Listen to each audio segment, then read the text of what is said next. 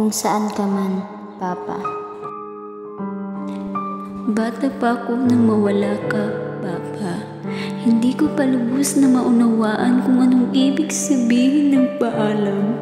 Akala ko noon, aalis ka lang saglit. Bibili ng paborito kong kindi. Babalik din. May pasulubong na yakap.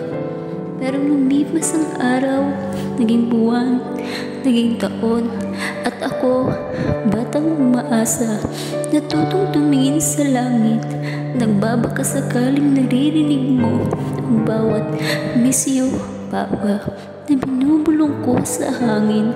Lumaki akong may butas sa dibdib, pero natutunan kong tahiin iyon gamit ang pag-asa.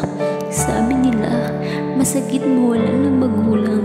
Totoo, pero mas mahirap yung lumaking hindi man lang narinig ang salitang anak. Proud ako sa iyo. Kaya sa bawat tagumpay ko, iniisip ko nandyan ka.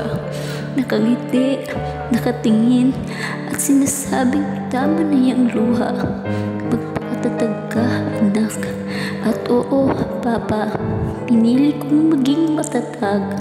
Hindi para kalibutan ka, kundi para ipagmalaki mo ako saan ka man naroroon. Natutunan kong alagaan ang sarili dahil alam ko yun ang gusto mo. Ngayon, bawat ngiti ko ay may panalangin, bawat pangarap ko ay may paggunita, at bawat tibok ng puso ko may pangalan mo.